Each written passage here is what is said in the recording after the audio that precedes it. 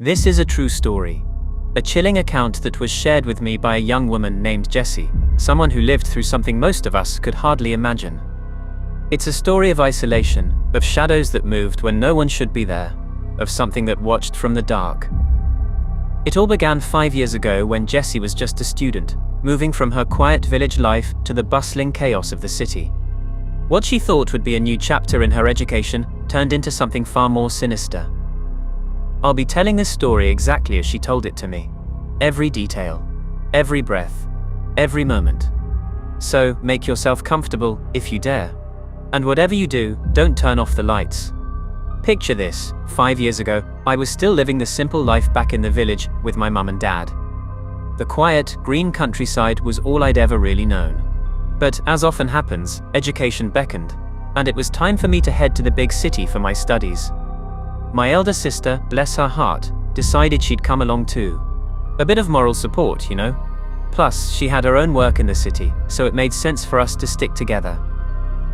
So, off we went, two country girls heading for the bright lights and bustling streets. We found a place, a flat, where we became tenants with a lovely family. It was a couple, and they had a sweet little daughter. The flat itself was fairly decent, 3 rooms in total. The couple and their little one took 1 room, and my sister and I shared another. Our room, now this is important, was tucked away at the very back of the flat. And because of its position, being at the rear, it always, and I mean always, felt a bit dim, a bit shadowy, even in the middle of the day. Our flat, by the way, was on the 7th floor, perched high above the street. On either side of our apartment, there were 2 other flats, and then, right behind us, was this old, abandoned pond. It sort of just sat there, still and dark, adding to the general atmosphere, I suppose. Now, ever since I was a little kid, I've had this habit, a rather odd one perhaps, of turning off all the lights in my room before I sleep. Even during the day, if I was having a nap, lights off. Complete darkness. It's just what I do. And during the weekdays, the flat was usually empty. My sister would be off to her office, and the couple, our landlords, they both worked too. So, it was just me, often, all alone in that flat on the 7th floor. You should know, from a young age, I was always considered quite brave. Fear wasn't really something I felt often. Even though I'm a girl, I just never got scared of anything, or at least, not easily. One particular day, it was just me at home, as usual. I'd had my lunch, and feeling a bit tired, I headed to my room. Habitually, I flipped off the light switch, plunged the room into that familiar dimness, and lay down. I was drifting off, just on the cusp of sleep, that lovely hazy moment when I felt it. A breath. Distinctly, unmistakably, a breath on my neck. It was right there, on my shoulder, as I lay in that light, sleepy state.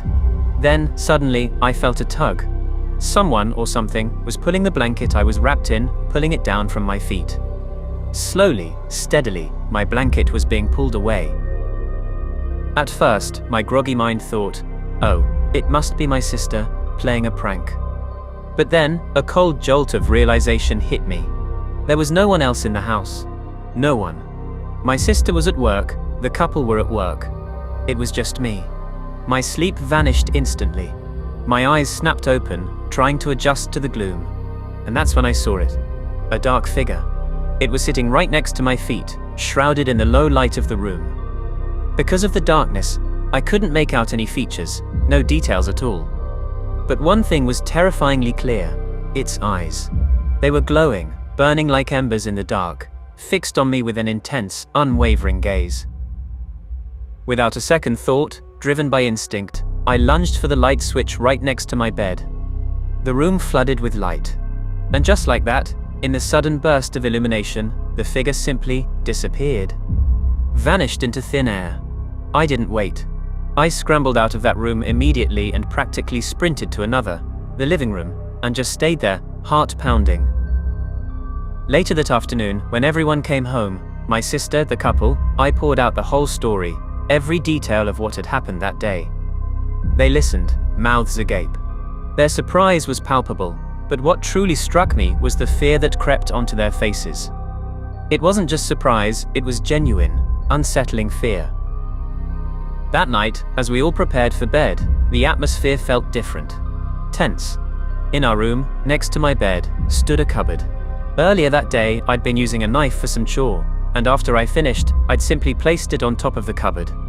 I usually slept on the side of the bed furthest from the cupboard, my sister on the side nearest it.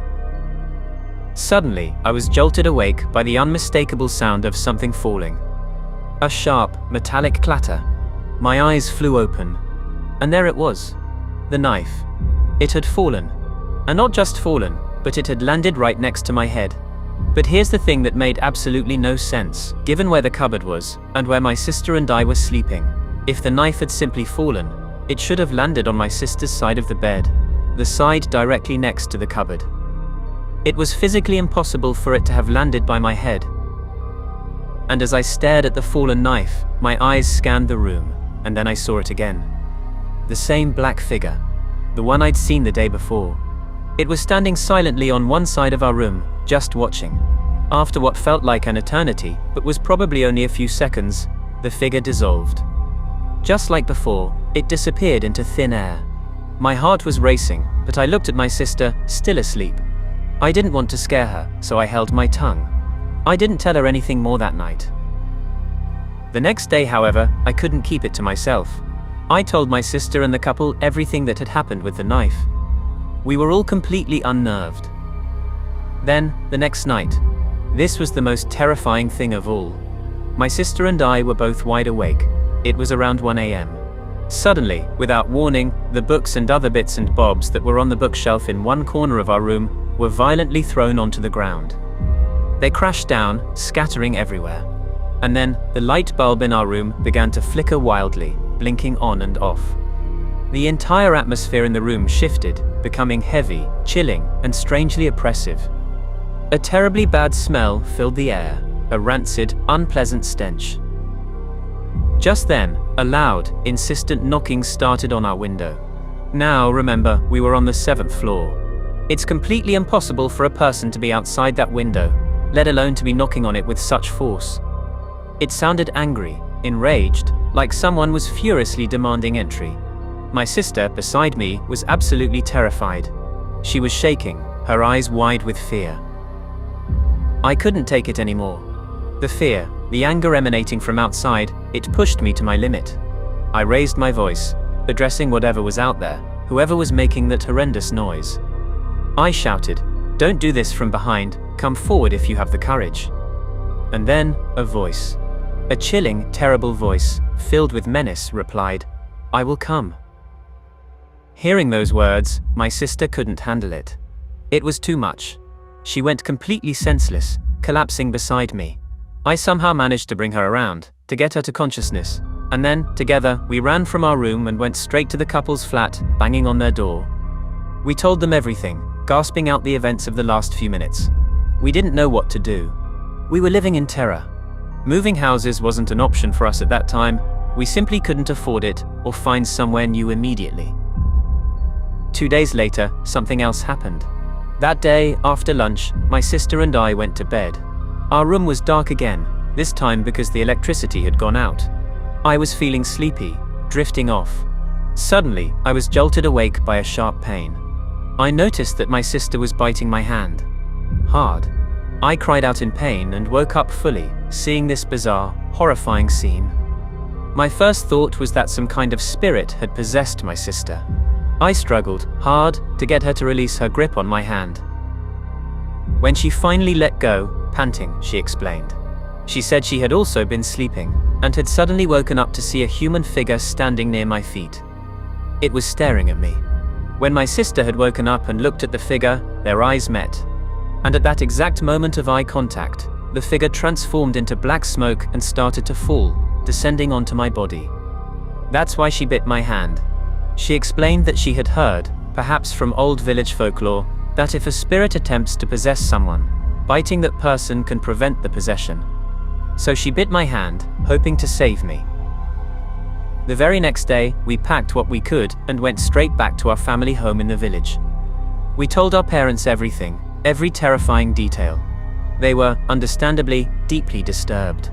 They immediately took us to the father of our church, a respected figure in our community. He listened intently to our story.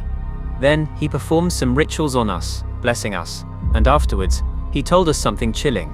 He believes someone had performed black magic on us.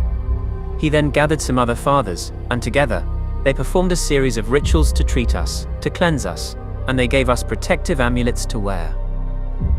After that, the problem stopped.